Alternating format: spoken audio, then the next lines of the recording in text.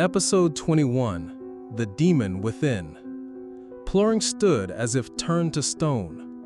The image of his parents, smiling and waiting for him in the doorway of his home, was too real. It was everything he had ever yearned for, the prize he should have had if the tragedy of that night had never occurred. The wall of ice he had built around his heart began to crack. The desire to run into their arms was a violent, physical ache, threatening to tear him apart. "Come back, my son," his mother's gentle voice called to him again. "The nightmare is over." He unconsciously took a step forward.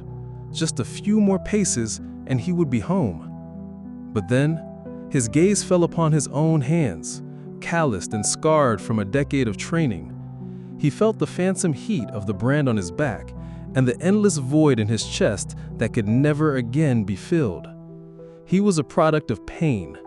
He was the flame born from ashes. In this perfect, happy world, there was no longer a place for the person he had become. Tears that had not fallen for years now welled up and streamed from Plurring's cold eyes for the first time. "You," he uttered, his voice trembling, "are not my mother." The instant he rejected his own desire, the entire illusion distorted and shattered like glass. A mournful shriek echoed as everything vanished. He was back on the first stone step, which now pulsed with a faint, steady light. The first trial was past. Plurring roughly wiped the tears away, forcing the feelings that had been reawakened back into the deepest part of his heart. He took a deep breath and placed his foot on the second step. The world plunged into darkness once more. This time, he was a small boy again, hiding in the dark, damp space under his house. He heard his parents' screams, the cruel laughter of the murderers, and the thick smell of blood that filled the air. It was a perfect replay of that night, but 100 times more vivid and intense. The shadow of Kunamnat loomed over the floorboards above him, but this time, its face was a shifting vortex of everything he feared. A giant serpent, a demon's shadow, and a vision of himself as a failure. "You are weak," the trial's voice whispered with scorn. "You cannot save anyone. You could not save your parents then, and you will never defeat him now." Primal fear seethed Plurring's mind again, but this time, something inside him refused to surrender. He remembered his master's teachings, the battles he had fought, and the resolute look in Anjali's eyes as she faced the spirits.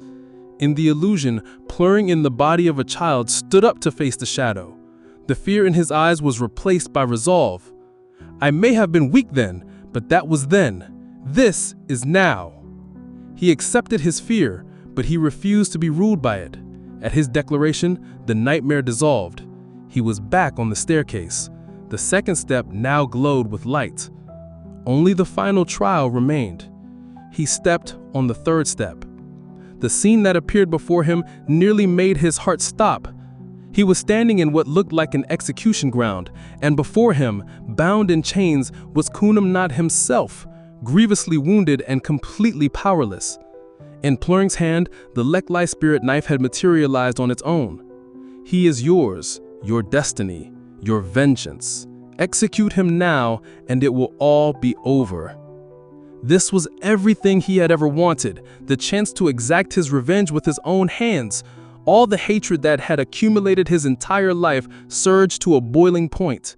He raised the spirit knife high, ready to bring it down and end everything. But in the instant before the blade fell, he saw his own reflection in Kunamnat's terrified eyes. The face he saw reflected was not his own. It was the face of a cold-blooded killer, with empty eyes and a cruel smile. It was the face of a new demon, no different than the man he was about to kill. He saw the final destination that his master had warned him of, the void. Plurring froze, the knife hovering in midair, trembling. His mind was at war with itself, caught between the vengeance he had craved his entire life and the preservation of his own soul from becoming a monster. Which path would he choose?